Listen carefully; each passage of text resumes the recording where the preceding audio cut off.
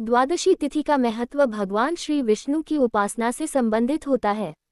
मान्यता है कि यदि एकादशी का व्रत न रख पाए तो द्वादशी का व्रत रख लेने से उसी के समान फलों की प्राप्ति भी होती है। फाल्गुन माह में आने वाली द्वादशी को गोविंद द्वादशी नाम से जाना जाता है। गोविंद द्वादशी के शुभ प्रभाव से व्यक्ति के कष्ट एवं व्याधियों का नाश होता है।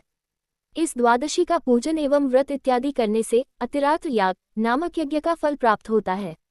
ये वेदों में वर्णित अनुष्ठान के अंतर्गत आने वाला फल होता है। फाल्गुन मास की शुक्ल पक्ष की एकादशी के दूसरे दिन गोविंद द्वादशी का व्रत करने का विधान बताया गया है। इस द्वादशी पूजा में सदाचार, शुद्ध आचार और पवित्रता का अत्यंत ध्यान रखना चाहिए। गोविंद द्वादशी तिथि में अगर तिथि वृद्धि के कारण 2 दिनों तक प्रदोष काल में भी यह व्याप्त रहे तो में दूसरे दिन के प्रदोष काल में ही मनाया जा सकता है। गोविंद द्वादशी का पूजन एवं उपवास नियम धारण करने से व्यक्ति को सुख की प्राप्ति होती है, मानसिक शांति प्राप्ति होती है, आरोग्य को बढ़ाने वाला है, सुख से परिपूर्ण करने वाला है। गोविंद द्वादशी करने से समस्त रोग आदि की शांति भी होती है। गोविंद द्वादशी पूजा विधि। गोविंद द्वादशी तिथि के दिन भगवान गोविंद का स्मरण करते हुए दिन का आरंभ करना चाहिए। दैनिक क्रियाओं से निवृत्त होकर पूजा का संकल्प करना चाहिए। गोविंद का पूजन करना चाहिए। भगवान श्री विष्णु प्रतिमा स्थापित करनी चाहिए। चंदन, अक्षत, तुलसी दल व पुष्प को श्री गोविंद व श्री हरि बोलते हुए भगवान को अर्पित करने चाहिए। भगवान की प्रतिमा को पंचामृत से स्नान करवाना चाहिए। इसके पश्चात प्रतिमा को पोंछन कर सुंदर वस्त्र पहनाने चाहिए। भगवान श्री गोविंद को दीप, गंध, पुष्प अर्पित करना, धूप दिखानी चाहिए। आरती करने के पश्चात भगवान को भोग लगाना चाहिए। भगवान के भोग को प्रसाद रूप में को सभी में बांटना चाहिए। सामर्थ्य अनुसार ब्राह्मणों को भोजन कराना चाहिए व दान दक्षिणा इत्यादि भेंट करनी चाहिए। गोविंद द्वादशी व्रत में एकादशी से ही व्रत का आरंभ करना श्रेयस्कर होता है। अगर संभव न हो सके तो द्वादशी को व्रत आरंभ करें।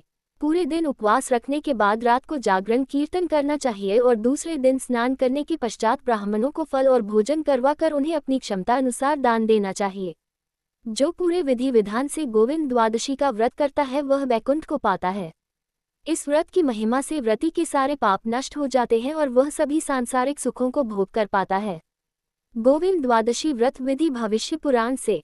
भगवान श्री कृष्ण ने कहा, महाराज, इसी प्रकार गोविंद द्वादशी नाम का एक व्रत है जिसके करने से सभी अभीष्ट सिद्ध हो जाते हैं। पौष मास के शुक्ल पक्ष की द्वादशी को उपवास कर पुष्प, धूप, दीप, नैवेद्य आदि से कमल नयन भगवान गोविंद का पूजन कर अंतर्मन में भी इसी नाम का उच्चारण करते रहना चाहिए। इस दिन पाखंडियों से बात नहीं करनी चाहिए। ब्राह्मणों को यथाशक्ति दक्षिणा देनी चाहिए। व्रती को गोमूत्र, गोमेद, दधी अथवा गोदुग्ध का प्राशन करना चाहिए। दूसरे दिन स्नान कर उसी विधि से गोविंद का पूजन कर ब्राह्मण को भोजन कराकर स्वयं भी भोजन करना चाहिए। इसके साथ ही इस दिन गौ को तृप्तिपूर्वक भोजन कराना चाहिए। इसी प्रकार प्रतिमास व्रत करते हुए वर्ष समाप्त होने पर भगवती लक्ष्मी के साथ सुवर्ण की भगवान गोविंद की प्रतिमा बनवाकर पुष्प, धूप, दीप, माला, नैवेद्य आदि से उसका पूजन कर सवत्सा गौ सहित ब्राह्मणों को देना चाहिए। प्रतिमास गौओं की पूजा तथा उन्हें ग्रासादि से तृप्त करना चाहिए। पारणा के दिन विशेष रूप से उनकी सेवा भक्ति करनी चाहिए। इस व्रत को करने से वही फल प्राप्त होता है जो सुवर्ण श्रृंगी 100 गौ के साथ एक उत्तम वृक्ष का दान देने से होता है। इस व्रत को सम्यक रूप से करने वाला सब सुख भोग कर अंत में गोलोक को प्राप्त होता है। गोविंद द्वादशी पूजा एवं जप मंत्र। गोविंद द्वादशी के दिन भगवान श्री विष्णु के मंत्र का जाप करना अत्यंत शुभ फलदायी होता है। श्री गोविंद का स्वरूप शांत और आनंदमयी है। वह जगत का पालन करने वाले हैं। भगवान का स्मरण करने से भक्तों के जीवन के समस्त संकटों का नाश होता है और सुख समृद्धि की प्राप्ति होती है। इस दिन इन मंत्रों से भगवान का पूजन करना चाहिए।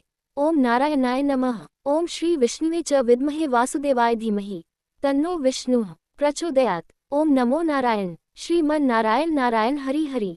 उद्धरण चिन्ह।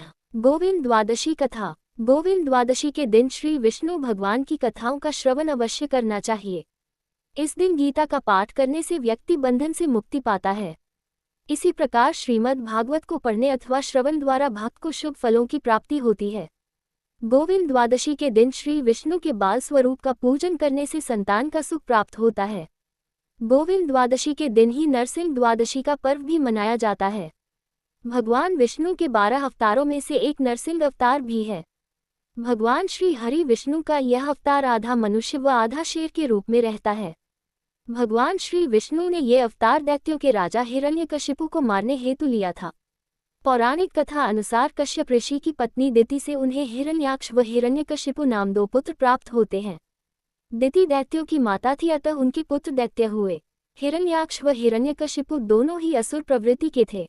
पृथ्वी की रक्षा करने के लिए जब श्री विष्णु भगवान ने वराह अवतार लेकर हिरण्याक्ष का वध कर दिया, तो अपने भाई की मृत्यु का प्रतिशोध लेने के लिए हिरण्यकशिपु श्री विष्णु का प्रबल विरोधी बन जाता है और जो भी व्यक्ति श्री विष्णु की भक्ति करता है वह उसे मृत्युदंड देता है। हिरण्यकशिपु ने अपनी कठोर तपस्या ब्रह्मा जी से अजेय होने का वरदान प्राप्त करता है। अपनी शक्ति का गलत उपयोग कर हिरण्यकशिपु स्वर्ग पर भी अधिकार स्थापित कर लेता है। हिरण्यकशिपु को एक पुत्र प्राप्त होता है जिसका नाम प्रहलाद होता है। प्रहलाद श्री विष्णु का परम भक्त होता है। जब पिता हिरण्यकशिपु को अपने पुत्र प्रहलाद की श्री विष्णु के प्रति भक्ति को देख वह उसे मृत्युदंड देता है, लेकिन हर बार श्री विष्णु की कृपा से प्रहलाद बच जाता है। एक बार भरी सभा में जब प्रहलाद भगवान श्री विष्णु की सर्वशक्तिमान होने और हर कण में उनके होने की बात कहता है, तो हिरण्यकशिपु क्रोधित हो उससे पूछता है कि यदि तेरा भगवान इस खंबे में है तो उसे बुलाकर दिखा। तब प्रहलाद अपनी भक्ति से भगवान को याद करता है और श्री विष्णु भगवान खंबे की चीरते हुए नरसिंह अवतार में प्रकट होते हैं और हिरण्यकशिपु का वध कर देते हैं। भगवान नरसिंह प्रहलाद को वरदान देते हैं कि आज के दिन जो मेरा स्मरण एवं पूजन करेगा उस भक्त की सभी मनोकामनाएं पूर्ण होंगी। इस प्रकार गोविंद द्वादशी का दिन ही भगवान श्री नरसिंह पूजन के लिए भी बहुत ही शुभ माना गया है। गोविंद द्वादशी के दिन श्री विष्णु भगवान का पूजन एवं कीर्तन एवं रात्रि जागरण करने से समस्त सुखों की प्राप्ति है एवं कष्टों व रोगों का नाश होता है।